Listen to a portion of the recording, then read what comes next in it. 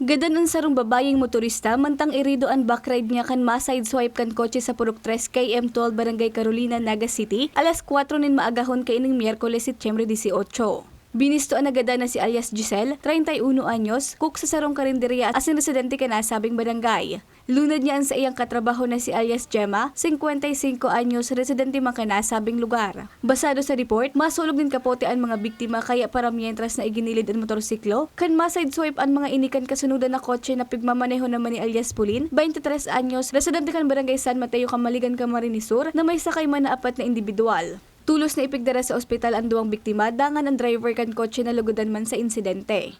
Ganyang mga oras, wala kasi masyadong dumadaan na. So halos walang sasakyan. So malamang dahil buwelo ito, may kabilisan po. At kung wala po itong kabilisan, wala nang madadamay pa nasa kabilang bakod, nakapark ng mga vehicle. So ibig sabihin tumalsik sa sasakyan ay yung motor na nag-cause pa na makadamage pa ng ibang traffic. Medyo buwelo na po kasi yung ganang oras, walang dumadaan na sasakyan, walang salubong, walang kasunod. Makalihis ang pagkaka-side swipe sa motorsiklo, inarado man kan kotse ang duwang nakaparadang bihikulo sa kaparehong linya. Mantang duwang nakaparadang man na bihikulo ang tinamaan ka na side swipe ng motorsiklo. Personal na pag-iingat lagi.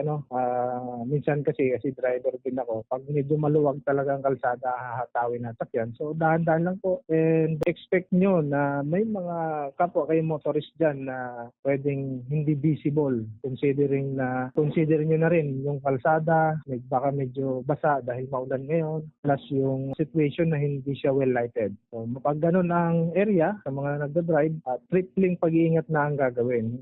Sa presente, nasa ospital pa ang driver kan kotse asinahampang sa kasong reckless imprudence resulting to homicide, multiple physical injuries, asin damage to properties, mantang pigpapatentehan na sa indang barangay ang nagada na motorista.